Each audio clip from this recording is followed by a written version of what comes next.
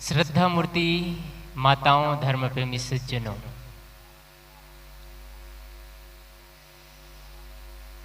Master साहब का कार्यक्रम सफल है। जिन्होंने यह कार्यक्रम का आयोजन किया, बड़े ही सुंदर ढंग से, व्यवस्थित ढंग से, अब आप लोग उनके आमंत्रण को स्वीकार करके यहाँ तक पहुँचे। संतों के विचार से लाभ ले रहे थे। मेरे लिए निर्देश हुआ है, थोड़ी देर निवेदन प्रस्तुत है। मनुष्य जीवन में महत्वपूर्ण है जीवन की सच्चाई, आत्यांतिक सुख, वह सुख जिसके सामने सब कुछ फीका पड़ जाए, उसके लिए आदमी को मेहनत करना चाहिए और यही आदमी का धर्म है। धर्म हिंदू, जैन, बुद्ध, मुस्लिम, सिख, ईसाई ये संप्रदाय है। गंगा स्नान करना, पूजा करना, पाठ करना, लंबे चोटी रख लेना, तिलक लगा लेना, हवन करना, तीर्थ तर्पण करना, यज्ञ उपासना करना, ये कर्म कांड है। इसे धर्म नहीं कहा जाता। धर्म है आदमी का स्वभाव। दया धर्म का मूल है। प्रेम धर्म है, क्षमा धर्म है, सहिष्णुता धर्म है, आदर और सम्मान धर्म है। आज पूरे भारत में एक होड़ मचा है, सनातन धर्म खतरे में है। पहली बात, लोगों को सनातन धर्म क्या है ये ही पता नहीं है। आज का सनातन धर्म ये हो गया है, घर में कोई झंडा लगा ले, श्री राम के फोटो रख ले, महावीर के फोटो रख ले, पूजा पाठ कर दे, मंदिर बना ले, यही सनातन धर्म है। क्या इसी को सनातन धर्म कहेंगे? सनातन का अर्थ ही पूरे शब्दकोश में खोल करके देखेंगे या कहीं भी खोल करके देखेंगे तो सनातन का मतलब होता है शाश्वत। जो शाश्वत, जिसका महत्व कभी कम नहीं होने वाला है, जो हर समय, हर पल, हर क्षण, हर वक्त बना रहे, जिसका महत्व कभी नहीं घटने वाला है, जिसको सब कोई माने, वह सनातन धर्म है। जिसे कोई माने और जिसे कोई ना माने, वह सनातन हो ही नहीं सकता है। सनातन का मतलब होता है जिसका ना आरंभ है ना जिसका अंत है, वो सनातन है। और आज बड़ी होड़ मची है, सनातन धर्म खतरे में है। सनातन लोग यहां तक भी कहते हैं कि बौद्धिस्ट लोग, कबीरपंथी लोग सनातन धर्म के विरुद्ध होते हैं। भला सदगुरु कबीर साहब ऐसे कैसे कर सकते हैं? सनातन का अर्थ ये होता है जो प्रेम, दया, क्षमा, संतोष, धीरज, समता, एकता, भाईचारे का विचार रखे, इस पर जोर दे, इसको बढ़ावा करे, वह सनातनी है। और सदगुरु कबीर साहब पक्का सनातनी थे। जो दया, क्षमा, संतोष पर, एकता पर, भाईचारे पर, जीव हत्या पर, प्राणियों पर दया करते थे, वो सदगुरु कबीर महान पुरुष हुए। और जिसे लोगों ने कहा कि सदगुरु कबीर साहब, कबीरपंथी लोग सनातनी नहीं है। सनातन का अर्थ पहले समझना चाहिए। सनातन का मतलब ही है शाश्वत। आपकी आत्मा सनातन है। आपकी आत्मा न कभी अंत होने वाला नहीं है और यही परमात्मा है। आत्मा ही परमात्मा है। जब आत्मा शुद्ध रूप हो जाता है, जब सही कर्मों में लग जाता है, पाप कर्म से हट जाता है, ऊपर उठ जाता है, तो परमात्मा का स्वरूप बन जाता है। जैसे कोई विद्यार्थी पढ़ाई करता है और पढ़ाई के दौरान अच्छी डिग्रियां होती है और पढ़ते पढ़ते आगे बढ़ता चला जाता है, तो वो टीचर बन जाता है, शिक्षक बन जाता है। शिक्षक बन जाता है।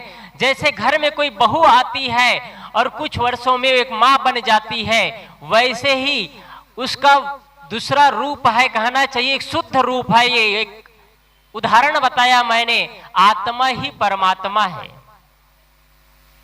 जब हमारे भारत देश में पेट्रोलियम आता है, उसको फिल्टर रिफाइंड कर दिया जाता है, तराश दिया जाता है, तो वह पेट्रोलियम पेट्रोल के रूप में मिल जाता है और डीजल के रूप में मिलता है। इसलिए सनातन, आवाज थोड़ा कम मत करो ना बाबू, मेरे पास फीडबैक आना चाहिए, मैं कैसे बोलूंगा। सनातन धर्म को समझे और हर व्यक्ति को सनातनी होना चाहिए, अपनी आत्मा को समझे। और आज लोग बड़े डंके के साथ कहते हैं कि सनातन धर्म में खतरे हैं, और सनातन धर्म खतरे में, वही लोग खतरे में कर रहे हैं। जो आदमी सनातनी होगा, क्या भाई के साथ नफरत करेगा, पिता के साथ नफरत करेगा, पुत्र के साथ नफरत करेगा, बहू के साथ नफरत करेगा, देरान जेठान में क्या उनकी लड़ाइयां होगी। जो आदमी सनातनी होगा, क्या पाउच को अंदर मुंह में डालेगा, शराब को अंदर में डालेगा। जो आदमी सनातनी होगा, क्या अंडा, मांस, मछली, शराब, गुटखा, तंबाकू, ये सारे चीज का सेवन करेगा। यदि आज हमारे भारत के लोग सनातनी हो जाए तो हमारे देश में जितने भी केसेस चल रहे हो, केस बंद हो जाएगा। हमारे भारत देश में कोर्ट में जितनी लंबी लाइन लगी है, कतारें खत्म हो जाएगी, आदमी शांति से जीना शुरू कर देंगे। आज भाई और भाई भाई का दुश्मन बना है, पिता और पुत्र का दुश्मन बना है, आपस में परिवार में कलह हो रहा है, आपस में वैमनस्य है, एक दूसरे के खून के प्यासे बने हैं, आदमी ही आदमी से डर रहा है। यदि सनातनी हो जाए तो ये सब खत्म हो जाएगा। सिर्फ सनातन का लेबल लगा लेते हैं, हम धार्मिक है, लंबे तिलक लगा लिए, छोटी बढ़ा लिए, पूजा पाठ कर लिए, इतने में कोई सनातनी नहीं हो जाता है। अगर सनातनी होता, आज सनातनी व्यक्ति को सीधे राह पे चलना कठिन हो गया है। जिधर देखो उधर अंडा, मांस, मछली, शराब, भट्टी, यही सब लगा हुआ है। जिधर देखो उधर जीव हत्या होते चले जा रहे हैं, जिधर देखो उधर मांस काटा जा रहा है, और सनातन का ढोंग लगाने आदमी चला हुआ है। अपने को हिंदू कहते हैं और हिंदू के विपरीत चलते चले जा रहे हैं। हिंदूवादी के पास में हिंदुत्व का परिचय होना चाहिए, उनके पास दया, क्षमा, संतोष, प्रेम होना चाहिए। और इसी बात को बुद्ध ने बहुत पहले ही कहा।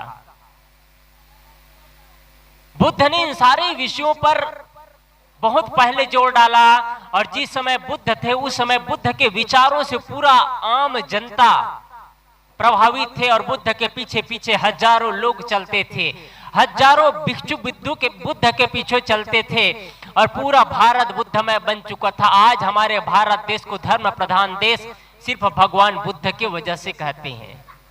आज भगवान बुद्ध का बुद्धत्व तो खत्म हो गया।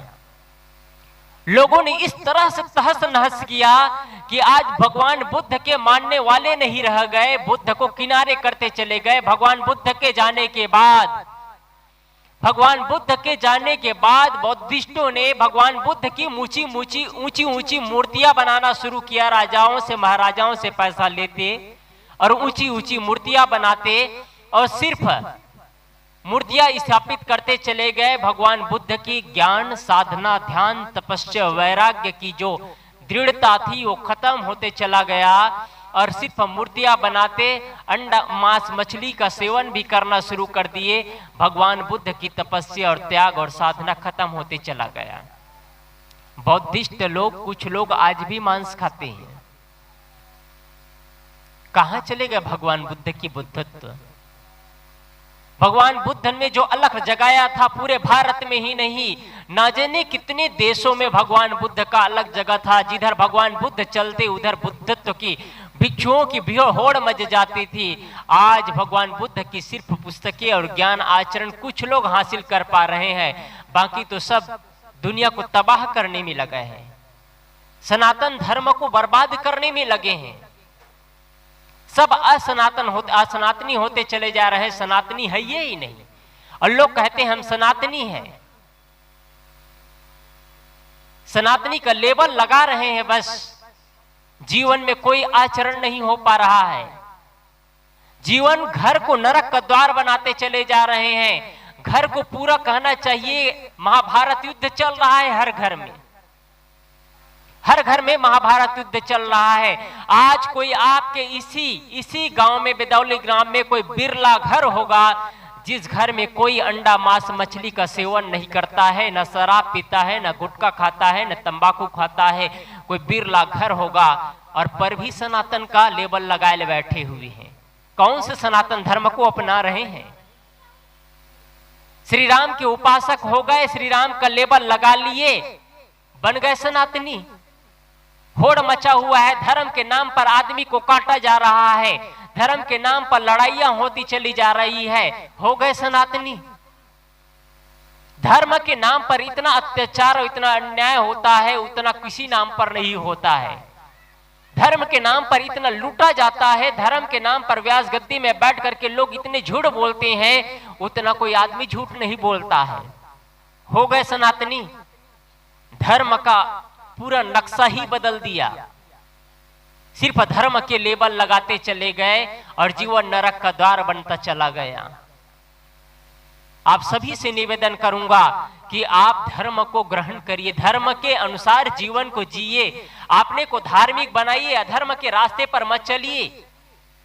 कोई आदमी मंदिर में जाकर के पूजा कर लेता है, धार्मिक हो गया, चाहे वो अंडा खाता हो या ना खाता हो, मांस खाता हो या ना खाता हो, शराब पीता हो या ना पीता हो, सिर्फ मंदिर में जाकर के पूजा कर दिया, धार्मिक बन गए।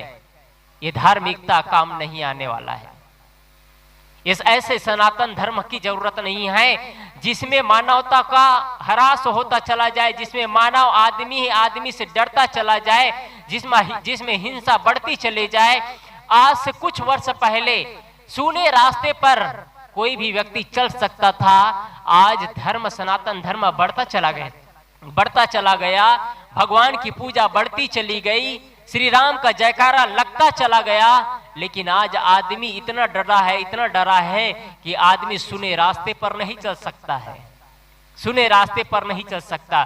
सिर्फ लेबल लगता चला गया, सिर्फ लेबल लगता चला गया। और ब्राह्मणवाद ने आदमी के बुद्धि को इतना कुंठित करता चला गया कि पूछिए मत। भारत एक ऐसा देश है जहां 5 लाख लोगों में 5,000 लोग नए नए रिसर्च करते हैं। कौन सा रिसर्च? आदमी के अंदर कैसे डर भरा जाए, भय भरा जाए, कैसे भगवान की महिमा सामने लाया जाए कि लोगों का शोषण किया जा सके। 5 लाख लोगों में 5,000 लोग ये काम करता है। लेकिन अमेरिका, इजराइल, ईरान जैसे देशों में 5 लाख लोगों में 5,000 लोग रिसर्च सेंटर पर बैठते हैं और नए नए टेक्नोलॉजी का आविष्कार करते हैं, नए नए खोज पैदा करते हैं कि आदमी को क्या सुविधाएं मिल सकती है, विज्ञान और क्या कर सकता है, इस पर नया चिंतन होता है, नया रिसर्च होता है। आज हमारा भारत धर्म प्रधान देश है जहां अन्याय और अत्याचार बढ़ता चला जाता है। अन्य देशों में जहां नदियों की पूजा नहीं होती, तालाबों की पूजा नहीं होती, वहां नदियों की, तालाबों की स्वच्छता और सफाई किया जाता है, धर्मशालों की सफाई किया जाता है। हमारा भारत एक ऐसा देश है जिसे नदी को भगवान माना जाता है।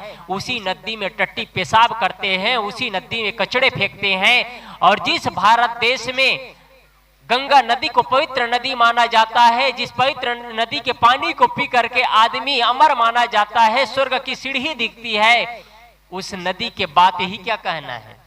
आपको हकीकत बताऊं, उस नदी हरिद्वार से निकलते निकलते प्रयागराज से वाराणसी होते हुए प्रयागराज आने के बाद वो नदी का पानी इतना अपवित्र हो जाता है, इतना गंदा हो जाता है कि उस पानी को छूने लायक नहीं रह जाता है। जिस गंगा नदी के बारे में बड़ी चर्चा है। जब हरिद्वार से गंगा नदी निकलती है तो गंगा नदी वहां एक सिक्का फेंको दिखाई देता है, एकदम साफ सुथरा हरिद्वार में पानी दिखाई देता है। लेकिन प्रयागराज पहुंचते पहुंचते, प्रयागराज में हर साल कुंभ मेला लगता है, मांग मेला। आने वाला साल कुंभ मेला है जिसमें करीब 35 करोड़ जनसंख्या आने की संभावना है, सरकार ने व्यक्त किया है। 35 करोड़ लोग आने की संभावना है, सरकार ने अपना कहना चाहिए बात रखी है। और उसके लिए अभी से तैयारियां चालू हो गई। करीब 16 से 20 किलोमीटर में कुंभ मेला रहता है और ना जाने वहां कितने लोग पाप धोने आते हैं। पाप धुलता है या पाप करता है या नहीं करता तो पता नहीं, लेकिन न जाने कितने के जेब कट जाते हैं और कितने की वहां मृत्यु हो जाती है। जब मुख्य स्नान के दिन यदि कोई नांगा बाबा से पहले, कोई सन्यासों से पहले कोई पानी पे पैर रख दिया तो वहां उनके गर्दनें कट जाती है, वहां मुलायजा नहीं चलती है। ये हमारे भारत देश का सनातन धर्म है। क्या इसी को सनातन धर्म कहेंगे? गंगा नदी जब प्रयागराज में पहुंचते पहुंचे वाराणसी से कानपुर होता है, कानपुर होकर के निकलने के बाद कानपुर के जितने चमड़े मिल के पानी है गंगा नदी में प्रवेश करता है। और प्रयागराज में आने के बाद पूरे प्रयागराज लाखों की जनसंख्या, इतने गंदगी भरे शहर में पूरे सीवर लाइन का पानी, पूरे सीवर लाइन का पानी प्रयागराज में गंगा नदी में डाला जाता है। ये हमारे आंखों देखा हाल है।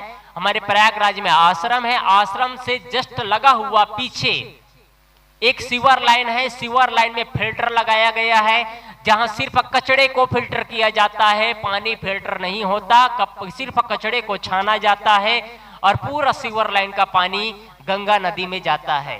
उस नदी को पवित्र नदी माना जाता है। नदी में नहाने से यदि साफ भी होता है तो नदी में नहाने से आपका तन साफ हो सकता है। आत्मीय बंधुओं, कभी गलती मत कर देना कि नदी में नहाने से मोक्ष मिल जाएगा, नदी में नहाने से मुक्ति मिल जाएगी। पाप तो मन में है।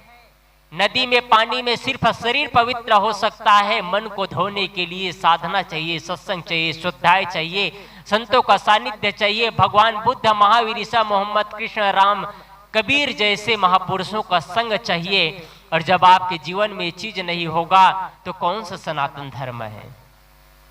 आज आदमी अपने ही भाई से, आज आदमी मंदिर में जाता है तो मंदिर में जाकर के भगवान से प्रार्थना करता है कि मेरा सब कुछ सही हो, बाकी दुनिया वाले कहीं भी जाए, अपना भाई दुखी देखे तो कोई दिक्कत नहीं, लेकिन मैं दुखी मत रहूं।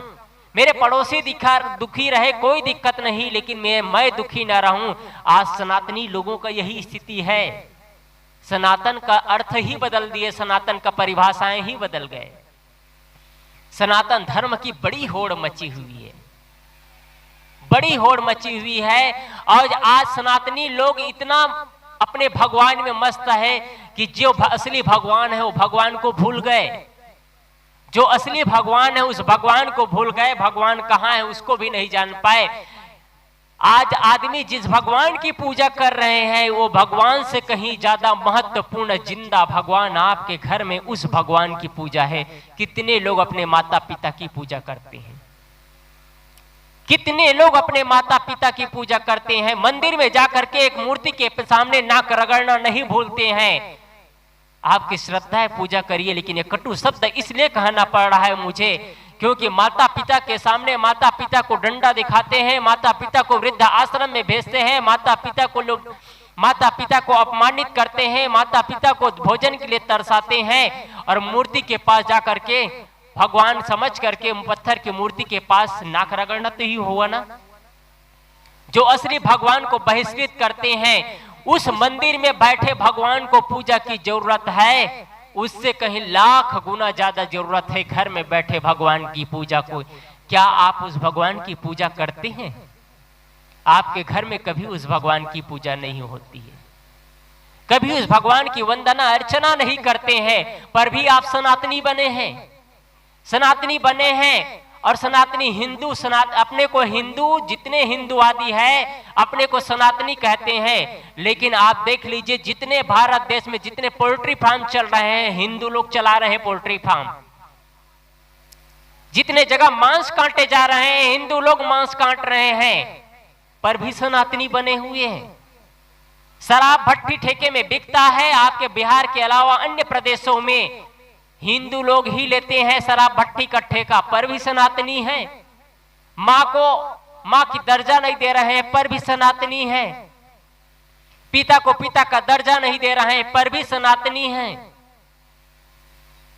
हिंदू परंपरा में वेद एक महापुराना, वेद सबसे पुराना ग्रंथ है और वेद में सिर्फ 4 देवता माने गए हैं। मातृदेव, पितृदेव, आचार्य देव, अतिथि देव। माता देवता है, पिता देवता है, आचार्य देवता है, अतिथि देवता है। क्या आपके घर में इसकी पूजा होती है? एक मूर्ति की पूजा होती है। जन्म देने में क्या उस भगवान का हाथ है? पालन पोषण करने में क्या उस भगवान का हाथ है? आपको नहलाने धुलाने में, पढ़ाई लिखाई में क्या उस भगवान का हाथ है? टट्टी पेशाब आपकी सफाई करने में क्या उस भगवान की हाथ है जिसका आप पूजा करते हैं? उसकी कोई हाथ नहीं है, पर भी वो भगवान है। और जो भगवान ने जन्म दिया, जिस भगवान ने लालन पालन किया, जिस भगवान ने स्तनपान कराया, जिस भगवान ने 9 महीने कोख में रखा, जिस भगवान ने अपना सब कुछ बलिदानी दे करके अपने जीवन का सुखमय को सुख को त्याग करके आपके लिए जिया, जिस भगवान ने अपने गीले पे सो करके आपको सूखे में सुलाया, क्या उस भगवान के लिए आपके पास दया है? क्या उस भगवान की आपके घर में पूजा होती है? पर भी आप सनातनी हैं। आप अपने से पूछिए, कितने लोग, अभी चैत्र नवरात्रि चल रही है, चैत्र नवरात्रि में बड़े लंबे कतार में ज्योत जलाया जा रहा है, पूजा हो रही है और मां को वृद्धाश्रम में भेजा जा रहा है। कौन सा हाथ है उस मां की जिस मां की पूजा कर रहे हैं आप? असली मां तो आपके घर में है, नवदुर्गे के रूप में, जिन्होंने हर समस्याओं का समाधान किया। उस मां, वह मां है जिन्होंने अपने जीवन के सुख सुविधाओं को किनारे करके हम सब बच्चे के लिए अपने जीवन को कुर्बान कर दिया। यदि कोई डॉक्टर के पास कोई मरीज जाए, एक माँ जाए और माँ गर्भावस्था में हो और डॉक्टर इलाज के पास, ट्रीटमेंट के पास जाए और डॉक्टर कहे कि आपकी स्थिति बहुत गंभीर है, आपकी स्थिति बहुत गंभीर है और आपके बच्चे को भी बहुत खतरा है, गर्भ की अवस्था में हो।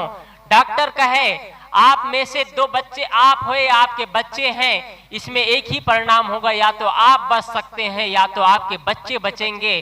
तो माँ बोलेगी मैं मर जाऊं तो मर जाऊं, लेकिन मेरे बच्चे जिंदा रहे। वो माँ के लिए कितना बलिदान है आपके पास। कुछ लोग अपने माँ बाप को किनारे कर देते हैं। वो पिता है जिन्होंने रात और दिन एक कर दिया, धूप छांव नहीं देखा। वो पिता जिन्होंने रात दिन मेहनत करके आपके जीवनचर्या के लिए, आपके पढ़ाई के लिए, लिखाई के लिए, खाने के लिए, मकान के लिए, कपड़े, पैसे, मकान, दुकान, हर चीज के व्यवस्था के लिए वो पिता ने बलिदानी दिया। जिन्होंने जीवन में कभी सुख नहीं जाना, उन सुख और सुविधाओं को लिए आपके लिए लड़ा, आपके लिए जिया। क्या उस पिता के लिए आपके घर में, आपके परिवार में अच्छा सम्मान है? क्या उस घर में आपकी पूजा होती है? उस पिता को अपमानित किया जाता है। वो बहुत से पिता है जो अपने आंख में आंसू लेकर के किनारे बैठे रहते हैं, अपने बच्चे से प्यार और सम्मान नहीं चाहते हैं। भाइयों, जो बच्चे, आप लोगों से निवेदन करना चाहूंगा, माताओं से, बहनों से, भाइयों से, जो माँ बाप का सम्मान करना नहीं जानता, वो जीवन में कभी सुख और शांति नहीं पा सकता। कभी कल्पना मत करना कि मेरे जीवन में सुख और शांति मुझे मिलने वाली है। कभी नहीं मिल सकता आपको सुख और शांति। जो माँ बाप को तिरस्कृत करते हो, जो माँ बाप को अपमानित करते हो। माँ बाप बुढ़ापे में आपके संपत्ति नहीं चाहते हैं। माँ बाप बुढ़ापे में अपने बच्चे से सिर्फ प्यार चाहते हैं, सम्मान चाहते हैं। माँ बाप बुढ़ापे में आपकी हवेली नहीं चाहिए, आपके एसी कमरे नहीं चाहिए, आपके पैसा नहीं चाहिए। आप दुनिया के सारे ऐश्वर्य का साधन यूज करते हैं, ये सारे ऐश्वर्य के साधन माँ बाप को नहीं चाहिए। माँ बाप को बच्चे का सिर्फ प्यार चाहिए। जब जब आप घर से बाहर निकलते हैं, जब जब आप खेत खलिहान के लिए जाते हैं, ऑफिस ड्यूटी के लिए जाते हैं, तब तब आप चरण स्पर्श करके निकलते हैं, चरण स्पर्श करके निकलते हैं और आकर के चरण स्पर्श कर लेते हैं। माँ बाप के चेहरे पे एक मुस्कान आ जाता है। जैसे कोई आदमी मरीज हो बुढ़ापा की अवस्था में और डॉक्टर के पास ले जाने के बाद टॉनिक दिया जाता है, टॉनिक देने के बाद उनका चेहरा खिल उठता है कुछ दिनों बाद। वैसे ही कोई बच्चे अपने माँ बाप से प्यार करते हैं, माँ बाप को सम्मान करते हैं, माँ बाप को आदर और सत्कार देते हैं, तो मानो ये प्यार, ये सम्मान, ये प्यार, ये सम्मान बच्चे करते हैं तो माँ बाप के चेहरे पे मुस्कान आ जाता है, माँ बाप के चेहरे खिल उड़ता है। और जैसे ये प्यार करते हैं, जैसे सम्मान, पैर छूना सिर्फ पैर छूना नहीं होता है आत्मीय बंधुओं, याद रखना आप सब। यहाँ बैठे लोगों में से बहुत से लोग हैं जो मूर्ति का प्रणाम करना नहीं भूलते हैं, एक चित्र का प्रणाम करना नहीं भूलते हैं, लेकिन वो लोग अधिकतर भूल जाया करते हैं कि असली भगवान, असली देवी देवता मेरे माता पिता भी है, उसका भी चरण स्पर्श कर लेना चाहिए। जरूर भूल जाया करते हैं, मत भूलना। उन्हीं के वजह से, उन्हीं के बदौलत से आज हम इस मुकाम पर पहुंचे हैं, उन्हीं के कृपा से आज हम पढ़ाई लिखाई करते हैं, नौकरी करते हैं, पैसा कमाते हैं, सुंदर जीवन का निर्माण करते हैं। वही माँ बाप की कृपा है, जिनके बदौलत आज इस स्थिति पर खड़े हुए हैं। वो माँ बाप होते हैं जो अनपढ़ भी होते हैं, लेकिन बच्चे के पढ़ाने के लिए, मेरे बच्चे पढ़े, IPS IAS अफसर बने, वो रात और दिन खून और पसीने एक कर देते हैं। क्या उस बच्चे, उस माँ बाप के लिए आपके मन में प्यार और श्रद्धा है? वही प्यार और श्रद्धा माँ बाप को बुढ़ापे में चाहिए, वही सम्मान चाहिए। जब जब आप घर से बाहर निकलते हैं, चरण स्पर्श करके निकलते हैं, तो आपका चरण स्पर्श करना सिर्फ चरण स्पर्श नहीं होता है, उसके साथ में माँ बाप की दुआएं होती है, उसके साथ साथ में माँ बाप का आशीर्वाद होता है, उसके साथ साथ में उनका स्नेह होता है। जो आप जैसे ही खेत से, खलिहान से निकलते हैं, या ऑफिस से या ड्यूटी से कहीं से भी निकलते हैं, तो जैसे ही निकलते हैं, यदि माँ बाप से प्रेम करते हैं, माँ बाप के प्रति श्रद्धा रखते हैं, तो उनका प्रेम, उनका चरण स्पर्श करना, उनका प्यार आपको घर में खींच करके लाता है। और यदि प्रेम नहीं करते आप, माँ बाप को सम्मान नहीं देते आप, तो आप ऑफिस से, ड्यूटी से, खेत से, खलिहान से निकलने के बाद 2-4 रुपए, 2-4 पैसे कमाते हो, वो पैसा लेकर के शराब भट्टी की ओर दौड़ते हो, या किसी जगह पर जहां मुर्गा, मांस, मछली कटता हो वहां पर आप जाते हो। लेकिन माँ बाप का प्यार रहता है तो आप सीधा घर पे आते हो। किसी ने कहा है, पापा जो दिन भर में आप 2-4 पैसे कमाते हो, उसमें भी आधा से ज्यादा शराब में लुटाते हो। 2-4 पैसा यदि कोई कमाता है और शराब पीता है, आत्मीय बंधुओं में आपसे कुछ और कहना चाहूंगा, शराब पीने वाले सिर्फ शराब नहीं पीते हैं, याद रखना। शराब पीने वाले सिर्फ शराब नहीं पीते, अपनी जिंदगी को भी पी जाते हैं, और साथ साथ माँ बाप के चेहरे के मुस्कान को पी जाते हैं, साथ साथ पत्नी के, बच्चे के मुस्कान को पी जाते हैं, साथ साथ बच्चे की जो उड़ान भरने की क्षमता होती है उसको भी पी जाते हैं। शराब पीने वाले उसको भी पी जाते हैं, शराब बस नहीं पीते हैं। जब जब आप शराब पी करके घर में आते हो, गाली गलौज करते हो, मारपीट करते हो, माँ बाप की चेहरे की मुस्कान खत्म हो जाती है, उदासी बढ़ जाती है, पत्नी है उदास हो जाती है, आपके घर में जाते ही कमरे में घुस जाती है, आपसे वार्ता करना नहीं चाहती है। आपके बच्चे जो IPS अफसर बनना चाहता था, IAS अफसर बनना चाहता था, रात और दिन मेहनत करता है, रात और दिन मेहनत करता है, लेकिन जब जब आप शराब पी करके जाते हो तो सोचते हैं ऐसे शराबियों के बीच में मैं कौन सा विकास करूंगा, कौन सा उत्थान करूंगा।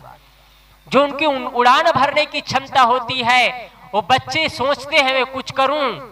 आप जब जब शराब पी करके जाते हो, आपके बच्चे को उड़ान भरने की क्षमता मिट्टी पलीद हो जाती है, उनका सपना चूर चूर हो जाता है। आप लोगों से निवेदन है, शराब मत पीना, गुटखा मत खाना।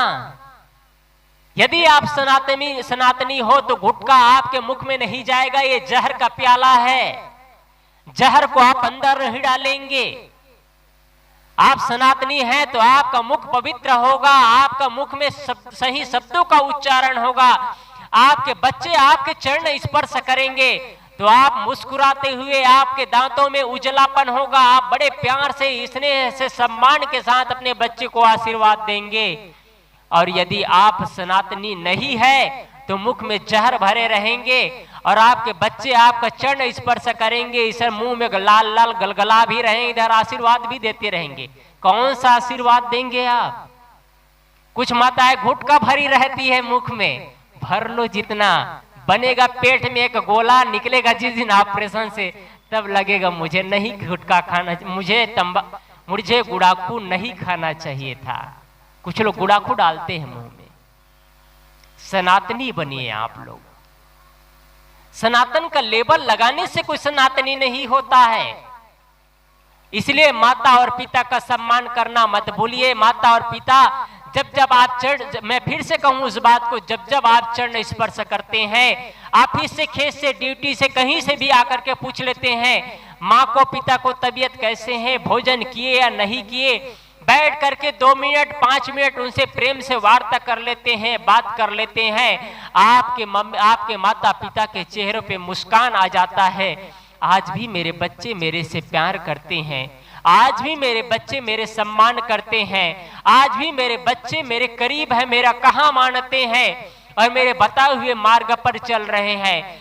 भला सोचिए उस सनातनी पिता का क्या हालत होता होगा जब वो पिता सनातनी है, जिनके जीवन में कोई गलत दुर्व्यसन नहीं रहा, गलत कर्म नहीं रहा। वो पिता का पुत्र गलत चीज खान पान करता है, गलत चीजों का सेवन करता है, तो वो पिता की स्थिति क्या होती होगी आप सोच सकते हैं। आप सोच सकते हैं। मैं कह रहा था वेद एक हमारा सबसे पुराना ग्रंथ है जिसमें 4 देवता है।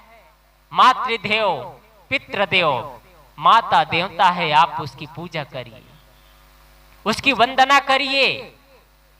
लेकिन माता देवता है, इसकी पूजा बहू तो करती है, पिता तो करता, पुत्र तो करता है, लेकिन माता देवता बनने के योग्य बनिए तब पूजा होगा।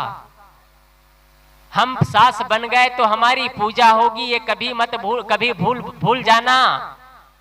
हम सास बन गए, ससुर बन गए तो हमारी पूजा करे हमारे बहू बेटा, ये भूल जाना।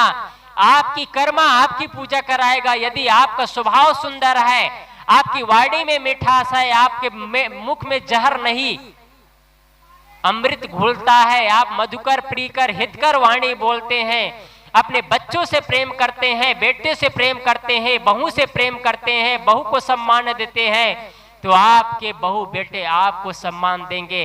और आप चाहेंगे कि हमारे बहू बेटे आ गए हमारा सम्मान करे। आप जैसे तैसे जीवन जिए, शराब पिए, गुटखा खाए, तंबाकू खाए, अपने ही पैसा है हम उड़ाए, चाहे कुछ भी करे, ऐसे शब्दों का यूज करेंगे, आपके ही बच्चे आपको अपमानित करेंगे, आपके ही बच्चे आपके दुश्मन बन जाएंगे, आपके ही बच्चे आपसे नफरत करेंगे।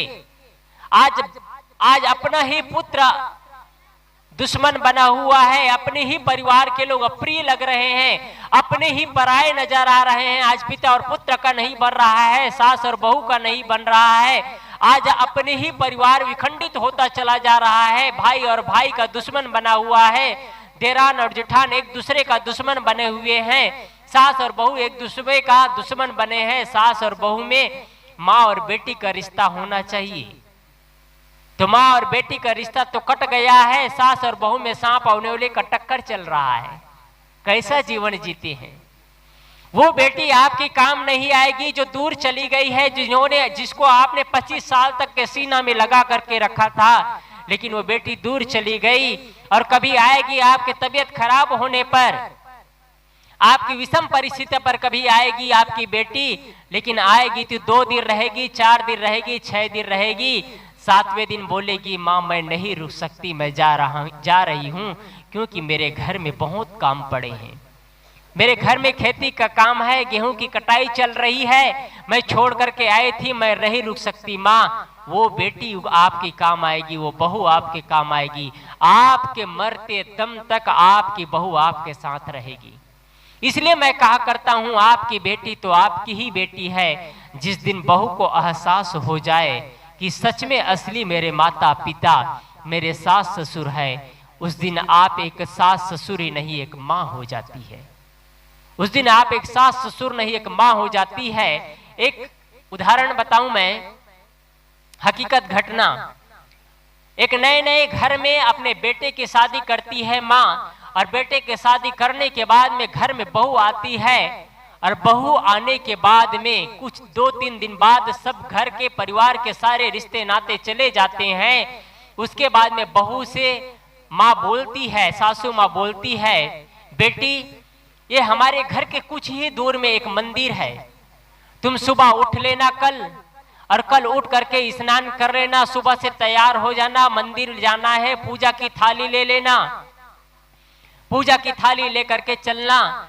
और सुबह होने के बाद में बहू उठती है, तैयार हो जाती है, पूजा के थाली लेकर के आगे बढ़ना शुरू करती है। माँ से पूछती है, माँ कहाँ चलना है? माँ बोलती है एक मंदिर है जहाँ माँ रहती है, उस माँ की पूजा करने के लिए जाना है, माँ की पूजा करने के लिए जाना है। बहू पीछे पीछे माँ के साथ में चलती है। एक मंदिर की ओर देखते हैं कि एक मंदिर है जिसमें माँ आगे बढ़ते हुए चले जाती है, लेकिन माँ तो आगे बढ़ जाती है, लेकिन बहू सीढ़ी पर आगे नहीं बढ़ती है। बहू वही रुक जाती है, स्तब्ध होकर के खड़ी हो जाती है। माँ दूर से आवाज लगा रही ऊपर सीढ़ियों से और कह रही है, बेटी यही मंदिर है, तुम आ जाओ। बहू बोलती है, माँ जहां तुम खड़ी हो उसके दोनों तरफ, दायां और बायां दोनों साइड शेर है, मुझे डर लगता है, शेर से मैं नहीं आ रही हूं, आप वहां पूजा करके आ जाइए, मुझे बहुत डर लगता है, शेर से मैं नहीं आऊंगी। माँ क्या बोलती है, बेटी ये शेर नहीं, ये तो एक मूर्ति है, पत्थर का निर्मित किया गया, पत्थर से बनाया गया काष्ठ की मूर्ति है, इसमें जान नहीं है, आप इससे डरो मत, ये कुछ नहीं करने वाला है, इसमें जान नहीं है, तुम आ जाओ। इतने कहने पर, माँ के कहने पर में वो बेटी, वो बहू माँ के कहने पर सीढ़ियों से आगे बढ़ करके मंदिर में प्रवेश करती है। मंदिर में प्रवेश करने के बाद माँ पुनः बोलती है, माँ पुनः बोलती है, बेटी माँ दुर्गा की पूजा करो। बहू पुनः बोलती है, माँ मुझे कोई दुर्गा दिखाई नहीं दे रही है। माँ बोलती है, बेटी जो ये मूर्ति दिख रही है यही तो माँ दुर्गा है, यही तो माँ दुर्गा है। बहू बोलती है, माँ जब बाहर बैठा शेर जिसमें जान नहीं हो, कुछ भी नहीं कर सकता, तो ये बैठी ये मूर्ति, ये पत्थर की मूर्ति, ये भी तो कुछ भी नहीं कर सकता। माँ तुम ही मेरे लिए दुर्गा हो, तुम ही मेरे लिए सत्य हो। उनके चरणों में लिपट जाती है और उनके चरणों में नतमस्तक हो जाती है। असली देवी देवता माता पिता है। वेद के ऋषि कहते हैं, मातृदेव भय, माता की पूजा करो। लेकिन माताओं से निवेदन है, अपने जीवन को, अपने आचरण को, अपने व्यक्तित्व को इतना अच्छा बनाना कि आपके बच्चे इस दुनिया के किसी भी कोने पर चले जाए, चाहे इजराइल, थाईलैंड, अमेरिका, यूएस, कहीं भी चला जाए, आपके बच्चे आपके दिव्य संस्कारों को ना भूल सके। आपके बच्चे इस दुनिया के कितने दूर चले जाए, इस देश से दूसरे देश चले जाए, हजारों कोसों दूर चला जाए, पर भी आपके दिव्य संस्कारों को पल पल याद करे आपके बच्चे। आपका व्यक्तित्व ऐसा होना चाहिए, आपका खान पीना ऐसा होना चाहिए, आपका आचरण ऐसा होना चाहिए कि आपके बच्चे आपको सम्मान कर सके, आपके पल पल याद कर सके, आपके चरणों में झुक सके। आपका व्यक्तित्व यदि थोथा है, आपका आचरण यदि थोथा है, आपके आचरण में छिछलापन है, तो आपके बच्चे आपका सम्मान कैसे करेंगे? आप घर के मुखिया है, घर के बुजुर्ग हैं और बस मुखिया बन गए हैं, मुखिया कहला रहे हैं, लेकिन मुखियापन नहीं है, बराबर बच्चों से प्रेम नहीं कर पा रहे हैं, बराबर बच्चों को सम्मान नहीं दे पा रहे हैं, बराबर बच्चों से आदर और सत्कार भरे शब्दों का यूज नहीं कर पा रहे हैं, गलत चीज खा पी रहे हैं, घर में शराब पी करके प्रवेश कर रहे हैं। आपके बच्चे आपसे कैसे प्रेम करेंगे? आपके बच्चे आपसे कैसे सम्मान करेंगे? आप इसको महसूस करिए। इसलिए आपसे निवेदन है कि आप सनातनी हैं तो पहले माता की पूजा करना सीख जाइए। पहली दूसरी बात, पितृदेव, पिता देवता है, पिता की देवता करिए, पिता देवता, पिता की पूजा करिए।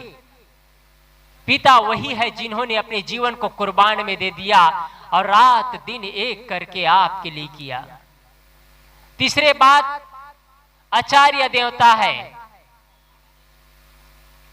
जो हमको शिक्षा देते हैं, ज्ञान देते हैं, हमको सत्पथ पर ले जाते हैं, वो आचार्य गण देवता है। उसकी पूजा करिए, उसकी अर्चना करिए।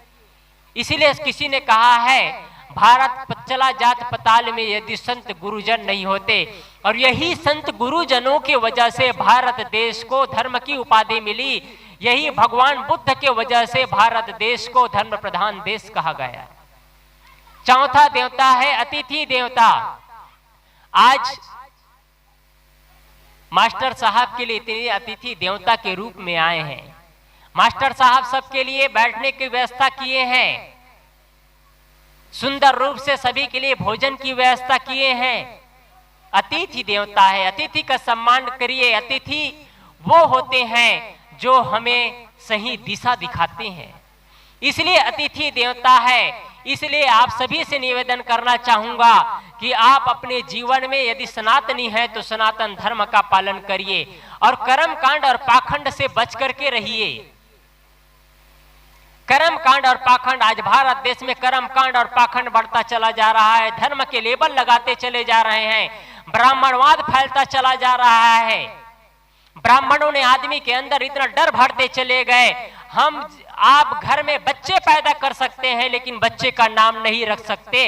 रखेंगे तो ब्राह्मण तब अच्छा होगा, नहीं तो अच्छा नहीं होगा, अशुभ हो जाएगा। मकान आप बना सकते हैं लेकिन गृह प्रवेश आप नहीं कर सकते। ब्राह्मण गृह प्रवेश करेंगे, अन्यथा अशुभ हो जाएगा।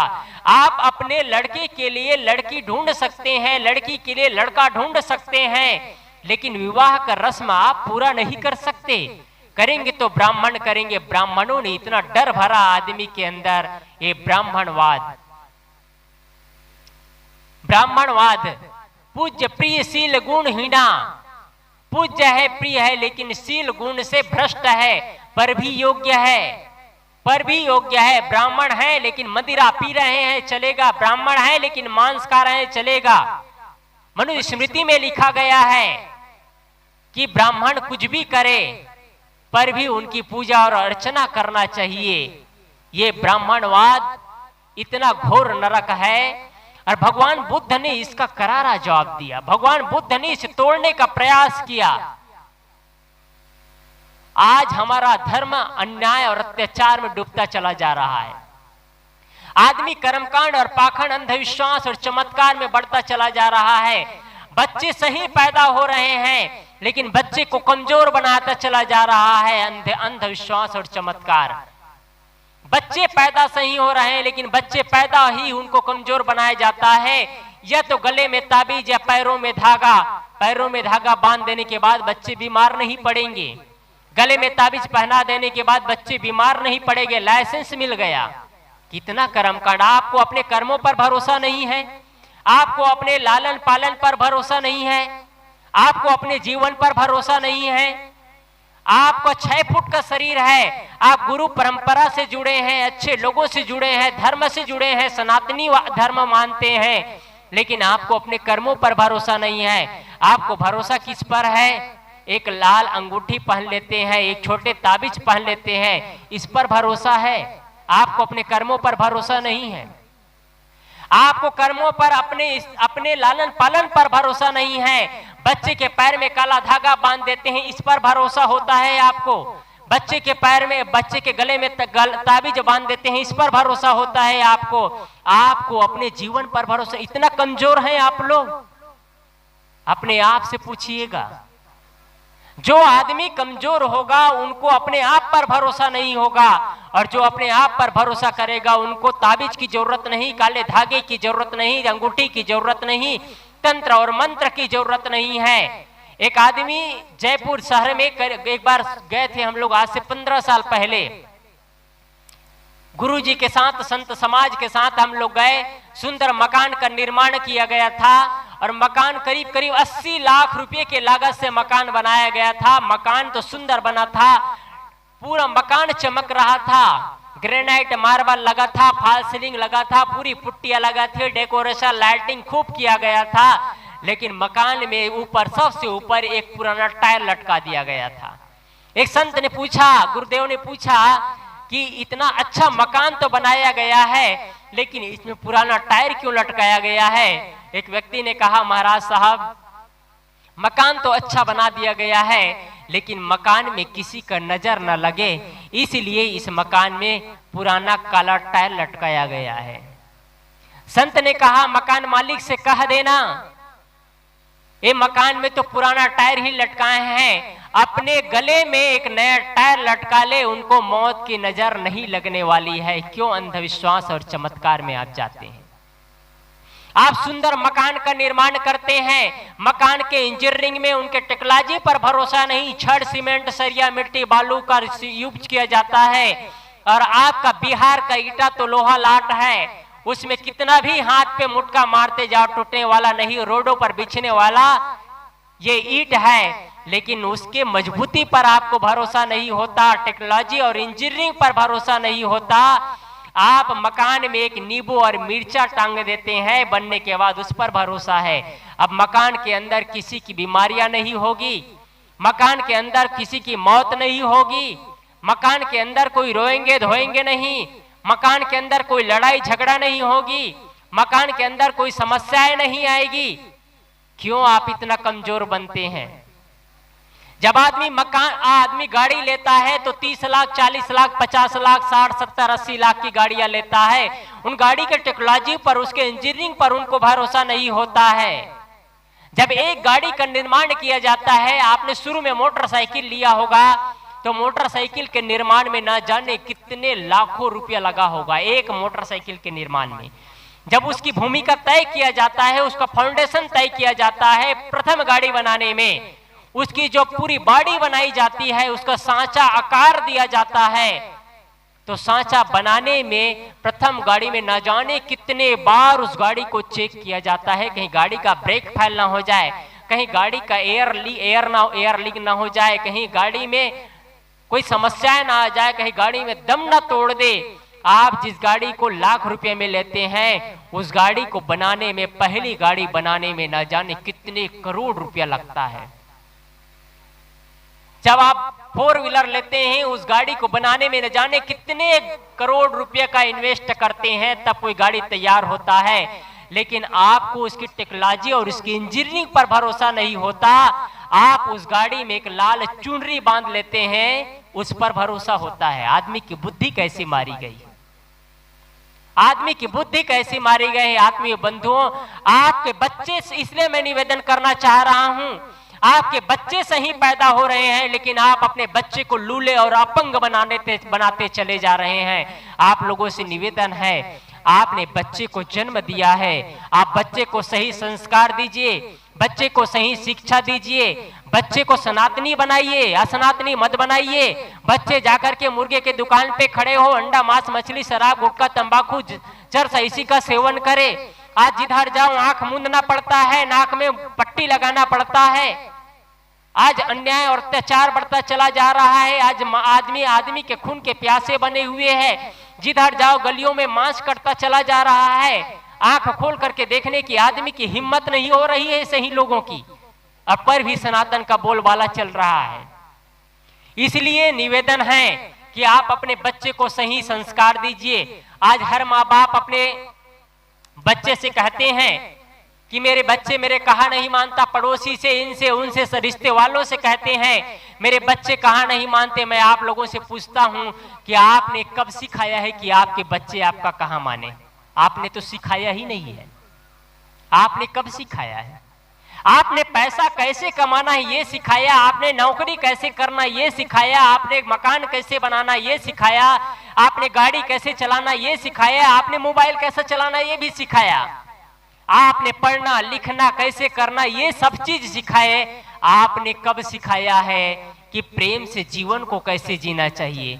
आपने कब सिखाया है कि अतिथि का सम्मान कैसे करना चाहिए? आपने कब सिखाया है कि माँ बाप का सम्मान कैसे करना चाहिए? आपने कब सिखाया है कि जीवन को कैसे जीना चाहिए? आपने तो सिखाया ही नहीं, फिर आपके बच्चे आपका कैसे कहा मान जाएंगे? आपने सिखाया ही नहीं इस विषय पर। आत्मीय बंधुओं, अपने बच्चे को सही दिशा की ओर ले जाइए। आपके बच्चे आपके बुढ़ापे की लाठी है, आपके बच्चे आपके बैंक बैलेंस है, आपके बच्चे आपके जीवन के संबल है। यदि आप बच्चे के अंदर सही संस्कार इंक्लूड नहीं करेंगे तो आपको बुढ़ापे में वही मिलेगा जो रहे करवा सो निकरे टोटी। सदगुरु कबीर साहब के शब्दों में कहूं तो आप बच्चे को पैसा दे देते हैं, मकान दे देते हैं, दुकान दे देते हैं, पैसा को, बच्चे को धन कमाना सिखा देते हैं, लेकिन जीवन को जीना नहीं सिखाते हैं। बच्चे को कभी अनाथालय में नहीं ले जाता है, वृद्धाश्रम में नहीं ले जाते, कभी आश्रमों में नहीं ले जाते, जहां बच्चे अनाथालय में कैसे माँ बाप के बिना तरसते हैं, वृद्धाश्रम में जहां माता पिता कैसे बच्चे के लिए तरसते हैं, वहां ले जाकर के बच्चों को नहीं दिखाते। आश्रमों में, संत आश्रमों में ले जाकर के बच्चों को दिखाइए, जहां संत जन खुद सेवा, शुद्धाई और साधना के बल पर जीवन को तराशते हैं। इसलिए आपके जीवन में जो घटनाएं घटती हैं, उन घटनाओं से प्रभावित होइए, जीवन को सुंदर बनाइए, सनातन धर्म को अपनाइए। आप किसी भी धर्म के, किसी भी संप्रदाय के हो, चाहे हिंदू हो, मुस्लिम हो, सिख हो, ईसाई हो, बौद्ध हो, जैन में हो, आप सभी सनातनी हो सकते हैं। जहां दया है, जहां क्षमा है, जहां संतोष है, जहां प्रेम है, जहां भाईचारा है, यही तो सनातन है। ये कभी खत्म होने वाला नहीं है, चाहे इस दुनिया के हो, चाहे किसी भी दुनिया के लोग हो, इसको सब लोग स्वीकार करते हैं। ये कभी खत्म होने वाला नहीं है, इसको आप मानिए, ये सनातनी है। आपके जीवन में जो घटनाएं घटती हैं, उन घटनाओं से जीवन में प्रभावित होइए, अपने जीवन में नए दिशा दीजिए और सुंदर जीवन का निर्माण करते चले जाइए। आज हमारा जीवन तबाह होते चला जा रहा है। आज अपने परिवार में ही प्रेम के अभाव में हम एक दूसरे से प्यार, वार्ताएं नहीं हो रही है, भाई को भाई पसंद नहीं है, माता पिता को माता पिता पसंद नहीं है। हम जीवन को नरक की ओर ले जा रहे हैं। सुंदर जीवन का निर्माण करिए। भगवान बुद्ध भी अपने जीवन में कुछ घटनाओं को देखते हैं, उनके जीवन में पूरा अमूल चूल परिवर्तन हो जाता है। न जाने हमारे जीवन में ऐसे कितने लाख घटनाएं घटती है, लेकिन हमारे जीवन में कोई परिवर्तन नहीं होता है। भगवान बुद्ध जब सिद्धार्थ था, जब घर से निकलता है, घर से निकलते निकलते सैर करने निकलता है, तो एक बूढ़े व्यक्ति को देखता है। बूढ़े व्यक्ति जो लाठी लेकर के चल रहा है, शरीर टेढ़ा मेढ़ा आकार हो गया है, सीधा नहीं चल पा रहा है, दूसरे के सहारों पर चल रहा है, कपकपाते हुए रास्ते पर चल रहा है। एक बूढ़े व्यक्ति को देखता है, सारथी से पूछते हैं, सारथी क्या ये क्या हो गया है? सारथी बताते हैं, भगवान बुद्ध से कहते हैं, महाराज राजकुमार, यह दशा हमारी भी होने वाली है, यह दशा हमारी भी होने वाली है। एक दिन भी हमारा शरीर कमजोर हो जाएगा, असहाय हो जाएगा, किसी की सहारा की जरूरत होगी, लाठी की जरूरत होगी, हमारा भी शरीर टेढ़े मेढ़े हो जाएंगे और हम एक दिन अस्वस्थ हो जाएंगे। एक दिन फिर सिद्धार्थ सैर करने के लिए निकलता है, तो एक बूढ़े व्यक्ति को देखता है। बूढ़े व्यक्ति को देखता है, खखार रहा है, थूक रहा है, कांप रहा है। दो व्यक्ति लेकर के सहारे से चल रहा है, चल नहीं पा रहा है, चलने की संबल नहीं है, आदमी कमजोर हो चुका है, एकदम कंधे सूख चुके हैं, हड्डियां दिख रही हैं, पंक्तियां दिख रही हैं, एकदम विपिन्न होकर के जीवन को जी रहा है, मौत को बुला रहा है। वो आदमी देखता है, भगवान सिद्धार्थ देखता है, राजकुमार सारथी से पूछता है, क्या यह दशा हमारी भी होगी? सारथी कहते हैं, हाँ भगवान, एक दिन हमारी भी यही दशा होगी। तीसरी घटना उनके जीवन को विचलित कर देता है। जब सैर करने के लिए निकला था सिद्धार्थ राजकुमार, सारथी के साथ जा रहा था, तो चार व्यक्ति कंधे पर लेकर के एक कफन उड़ाया हुआ लाश ले जा रहा था। सारथी से पूछते हैं, ये क्या है? सारथी कहते हैं, राजकुमार, यह एक मृत शरीर है, जैसे हम थे वैसे ये भी थे, लेकिन इनके शरीर से प्राण आत्माएं निकल गई हैं, मृत शरीर है। सिद्धार्थ पूछते हैं, क्या हमारी भी दशा होगी? सारथी कहते हैं, हाँ राजकुमार, ये हमारी भी दशा होगी।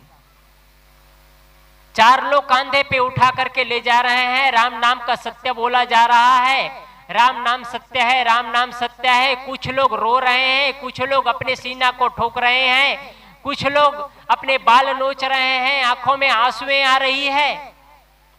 यह घटना देखने के बाद भगवान बुद्ध विचलित हो उठते हैं। जब एक दिन बुढ़ापा आएगा, एक दिन रोग आएगा, एक दिन मृत्यु आ जाएगी, तो इस जीवन का क्या महत्व है? इस जीवन का ऐसी सार्थकता ही क्या है? जिस चीज के लिए वो खोजना शुरू करता है, उनके चिन्ह में रातों की नींद खत्म हो जाती है और एक नए खोज के उनका मन दौड़ना शुरू हो जाता है। दूसरे दिन राजकुमार फिर सैर करने के लिए निकलता है। राजकुमार निकलता है तो देखते हैं एक सन्यासी, जो सन्यासी गृह त्याग किया हुआ है, साधारण सा जीवन है, हाथ में कुछ नहीं है, बस सिंपल सा जीवन जी रहा है। मन में उदासी, मन में एकदम चेहरे पे चमक है, चेहरे पर एक नए चमक दिखाई दे रहा है। वैराग्य की त्रिवेणी में वो डुबकी लगा रहा है, उस संत को देखता है, उनकी चेहरे में एक नया चमक है, एक नया ओझपन दिखाई दे रहा है, उनके अंदर से एक नया आभा मंडल प्रकाशित हो रहा है, जिसके करीब जाने मात्र से मन में एक वैराग्य की त्रिवेणी छाने शुरू हो गए। भगवान बुद्ध उन सारे घटनाओं को देखता है राजकुमार, और जीवन बदल जाता है। हम लोगों ने कितने अर्थियां उठाए, पर भी हमारा जीवन वैसा है। हम लोगों ने ना जाने कितने बूढ़े को देखे, पर भी हमारा जीवन वैसे है। न जाने कितने सन्यासी और वैराग्यवान संतों को देखते हैं, पर भी जो मन में मदिरा का शराब चढ़ा हुआ है वो सुधर नहीं रहा है। मन को बदलिए, मन को छादित करिए, मन को सुंदर बनाइए। सनातनी अंदर से होना है आपको। जिसके मन में दया का भाव है वो सनातनी है। जिसके मन में प्रेम और करुणा का भाव है सनातनी है। जिसके मन में बड़ों के लिए सम्मान और आदर का भाव है सनातनी है। और सदगुरु कबीर साहब इसी की चर्चा करते आए हैं जीवन भर। प्रेम, दया, क्षमा, संतोष, करुणा, धीराशील, इसी की चर्चा, इसी पर जोर लगाते आए। सदगुरु कबीर साहब जैसा सनातनी तो और कोई हो ही नहीं सकता। जो असनातनी कहते हैं उन लोगों के लिए भगवान बुद्ध जैसे सनातनी तो कोई हो ही नहीं सकता है। उनके सनातन के सामने सब दुनिया के लोग अनसनातन है, अनसनातनी ही है। जो सनातन का विरोध कर रहे हैं, सिर्फ लेबल लगाए रहे हैं, सनातन और धर्म के नाम पर लड़ाइयां पैदा कर रहे हैं, एक दूसरे के मन में जहर भरा जा रहा है। ऐसे सनातन को दूर ही रहने देना चाहिए और अपने जीवन में प्रेम को स्थापना देना चाहिए। आत्मीय बंधुओं, जीवन बहुत सुंदर है। समय काफी हो चुका है। व्यवस्थापक लोग आए और संकेत करें।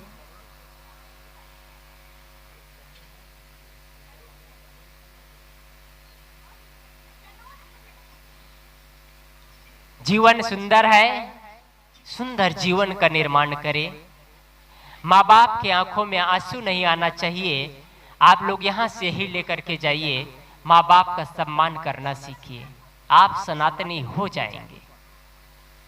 आप सभी से निवेदन करूंगा, जितने लोग बैठे हैं, चाहे जैसे भी रहा हो आपका जीवन, पर आज से आप अपने बच्चों के लिए जीना, अपने माँ बाप के लिए जीना। कम से कम गुटखा छोड़ देना, बीड़ी छोड़ देना, तंबाकू छोड़ देना। बहुत से भाई गुटखा खाते हैं या बैठे लोग, जब बोले तो समझ में आ जाता है एक दूसरे का चेहरा, कोई दूसरे का चेहरा ताक रहे हैं, कोई उसका चेहरा ताक रहे हैं, तो समझ में आता है कि हाँ मेरे दोस्त गुटखा खाते हैं, तो उधर चेहरा देख रहे हैं, कोई उधर चेहरा देख रहे हैं। भाइयों, आप लोगों से निवेदन है, अपने अंदर जहर मत भरिए। आप अच्छे चीजों का सेवन करिए, अच्छे चीजों को खाइए पिए और सुंदर जीवन का निर्माण करिए। आज सुंदर अवसर मिला है जीवन को तराशने का और सुंदर जीवन का निर्माण करने का। इसलिए आप सभी को अनेक अनेक धन्यवाद, जो आप मेरी बातों को शांति से सुनते रहे। बस इतना ही कहकर अपने वाणी को मैं विराम देता हूँ। बोलिए सद्गुरु देव की जय।